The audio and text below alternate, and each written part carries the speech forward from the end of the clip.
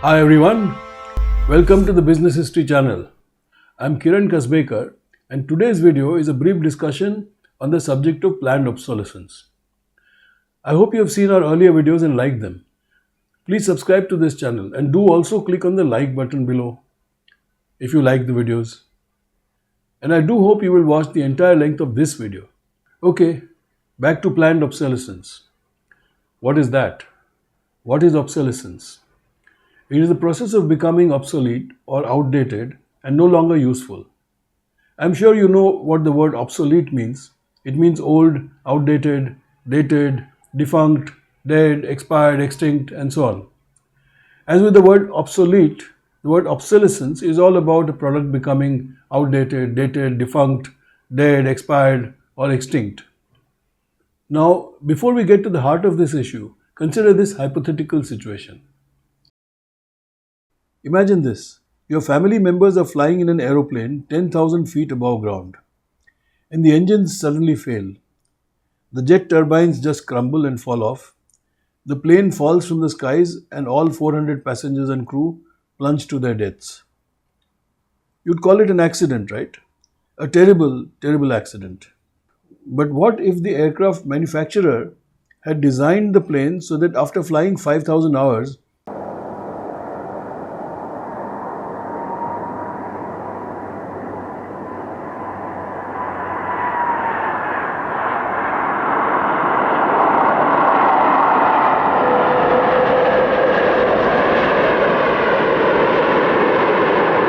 it would stop working, and your family and all the other passengers and crew just happened to be on the flight that started in its 4,999th hour?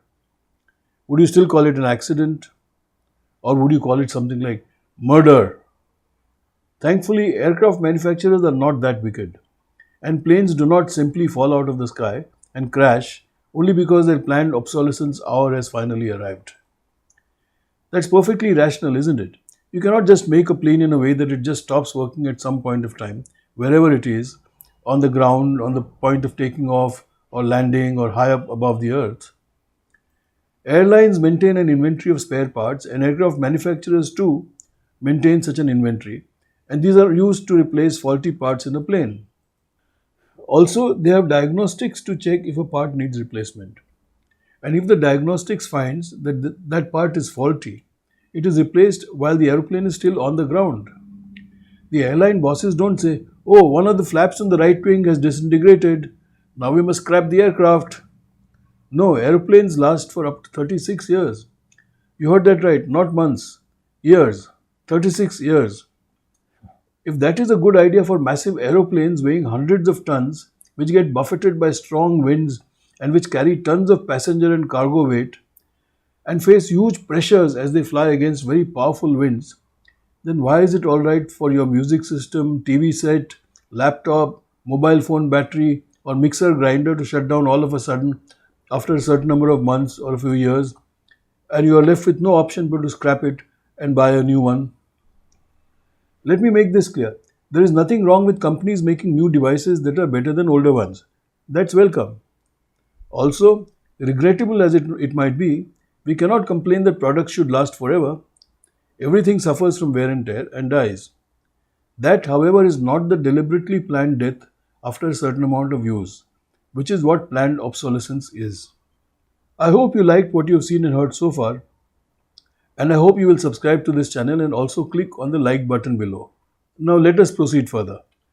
Back in the 1920s, a little more than 2 decades after the first mass-produced cars rolled into the American market, it seemed like the romance with cars was coming to an end.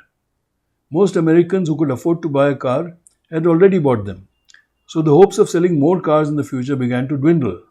That was when the much celebrated Alfred P. Sloan, chief executive of General Motors, and his team proposed a plan that would transform things, which came to be known as planned obsolescence. At the time when GM under Sloan pushed his scheme for planned obsolescence, the company's main rival, Ford Motor, was pushing the concept of you can have any color provided it is black. In its early days, Ford's Model T car was offered in a variety of colors such as green, bright red, dark blue, maroon, brown, grey. But from 1914 to 1925, the company made only black Model T cars. Remember, I am talking only of a Model T cars, not of the other models that Ford made. This enabled the company to reduce costs because there was no wastage of time, materials, or labor in switching from one color to another in the paint shop and assembly line. Ford passed on the cost reduction to customers by reducing prices, and the result was a surge in demand for the Ford Model T. So, how did General Motors deal with the competition from Ford? The company is credited with implementing the concept of planned obsolescence. But it was not as insidious as the kind of dirty tricks companies play today. General Motors aggressively propagated the idea that pushed people to scrap their cars even if they had used them for just a couple of years and go and buy new cars that had some newfangled features like a different color or fancier trim or slicker seats. So let's make it clear here. General Motors did not deliberately cause cars to fall apart in the middle of the road. It just pushed the notion that the customer's previous car had become boring and that it would be a great idea to buy a new one. What we have today is worse, much worse. We have mobile phones that simply stop working and you cannot even repair them. You just have to go and buy a new one. The added incentive is that you get some so-called new features which you could easily do without but are persuaded by all the advertising and promotional hype that they are like God's gift waiting for you to grab. What planned obsolescence means today is a strategy of designing a product with an artificially limited useful life or deliberately designed frailty which makes the product obsolete after a predetermined period of time. Obsolete not just in terms of its design and look and feel and its beginning to seem unfashionable, but obsolete in such a way that its functioning deteriorates or the product even ceases to function altogether all of a sudden. How does the seller benefit? With a reduction in time between repeat purchases, a company generates higher long-term sales volumes. This shortening the replacement cycle, as it is called, is the deliberate shortening of a lifespan of a product to force people to purchase replacements.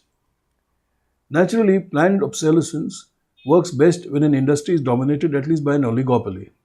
After all, the producer must have a fair degree of assurance that customers would continue to buy replacements from them and not from someone else. They call it brand loyalty. Can you imagine how warped such thinking is? Expecting brand loyalty to companies not because they make products that last, but products that do not last beyond a few years. Obviously, such scheming fails completely when the market becomes more competitive and the result is an increase in product lifespans. This is what happened when Japanese cars with longer lifespans entered the American market in the 1960s and 1970s. American car makers were compelled to improve the durability of their cars. Did you know that light bulbs could have been made to last way longer than they have done without needing to be replaced? You can read more about this conspiracy, including the companies that formed the Phoebus cartel to dupe hapless consumers into paying more for unnecessary replacement of bulbs if you visit the link given below to my business history website. But to continue, remember back at the beginning of the 20th century, nearly everybody who could afford to move away from kerosene lamps began to use light bulbs. See the link below to the business history page website to see the details. If the bulbs lasted long, how would the bulb manufacturers get further revenues? What did they do? The cartel, which had all the biggest electric light bulb manufacturing firms in the Americas, Europe and Asia as its members, contrived to artificially reduce the lifetime of incandescent light bulbs to 1000 hours when technically they were capable of running for over 2000 hours. They actually did research to introduce a fault in the bulbs that made them die out in 1000 hours of working. The cartel actually had a lab to test random samples from member companies' bulbs, and that lab would test how long the bulbs lasted. If they lasted for more than 1000 hours, whoops, the company that made the bulb would have to fork out a heavy fine. In our various videos, we have looked at the history of products and we have seen how products evolve with the use of newer technologies and different materials. For a very long time, new products almost always offered better features and improved usability. And product prices plummeted with the use of new technologies and larger scale manufacturing facilities. But one thing that most manufacturers of the past took pride in, and that was the durability of their products. Sadly, somewhere in the past century, and especially since the end of the Second World War, manufacturers began to build in a lack of durability in their products deliberately. They began to make their products in such a way that there were always at least a few components of a product that wore out or simply broke down, and the entire product would have to be scrapped and a new one purchased in its place. In the developed countries, given their high labor costs, buying a new product usually worked out cheaper than getting it repaired. In places like India and other developing countries, users could usually get spare parts and get repairs done. But that has changed, and now products tend to get junked here too. I have seen some of the best known consumer electronic products being thrown away within 2 or 3 years of use. I remember back in the 1960s and 1970s, when I was in college and a bit later, our TV sets lasted years and years, often without any repairs being required. That applied to music systems and to cameras and various domestic appliances. That's no longer true. Today, gadgets stop working properly after barely a couple of years of use and then just conk out. I've had some of the best fitness bands dying out on me in just a year and a half or two, and then discovering I cannot get them repaired. In other cases, the cost of repair is so high that you may as well junk whatever it is you want repaired and go for a brand new buy. Why? Because the manufacturers want to make fatter profits. The way I look at it, there are two major reasons why planned obsolescence is bad. I don't care if companies make more profits, good luck to them. But I do care if people are made to purchase new gadgets when the old ones could have been just fine had it not been for companies' greed causing them to abort. Not everybody has piles of money saved to buy more and more of the same thing with minor tweaks. But then there is this argument. Consumers want change. They get tired of using the same gadgets day in and day out. Really? If you really wish to give consumers the choice, why can't you just let products last as long as modern technology allows them? Let those who don't mind getting bored seeing the same TV set or music system year after year do as they wish. That doesn't stop those who wish to change things every year or two from doing so. They can always pass on their used gadgets to someone else who might not have been able to afford them earlier and buy a new one for themselves. Oh, but the cost. If any company argues that a longer lasting product would cost more, all I can say is rubbish. When you throw away a music system or a mixer grinder, it's because some not so expensive part has broken. And it has broken because it was designed to break. Then there is the ecological issue. The pace at which people are using up and destroying the Earth's resources, you'd think there is another Earth waiting for all of us to migrate to, not too far away. Another planet waiting to be ravaged and destroyed. But there isn't such a world nearby. And even if there were, it would be impossible for more than a handful of ultra-rich people to migrate there. For the rest of us, the Earth is the only place in the universe where we can survive. I'm not done with talking on this subject. The issue of planned obsolescence is not something that is going to go away anytime soon. And I'll tell you why. It's because the culprits are big companies with great clout and the means to find technical as well as legal ways around restrictions. Their only concern is to increase their profits. How their tactics damage their customers, damage the environment, or dangerously deplete the Earth's resources is not on their agenda. They may also publish social responsibility reports year after year, but they will not allow the interests of society to come in the way of their profits. I hope you liked what you've seen and heard so far.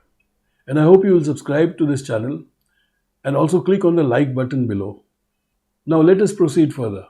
So do watch this place for more videos and also do visit our website for articles and other information on this and other subjects related to business history. So do visit us again and tell your friends and colleagues too.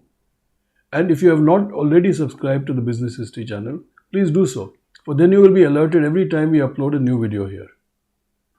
Do also visit our website bh.domain-b.com to get a lot more content on business history, including lists of books and book reviews, people, some fun tidbits, and a business history quiz. From there, you will also get access to a wide range of business news and content on InfoMachine, the web-based business intelligence and knowledge management system that finds, tracks, and downloads relevant news from your selected sources, saving you hours of grind and toil. The product links are given below in the description to the video. Thank you for watching, and I hope to see you with our next video. Until then, goodbye.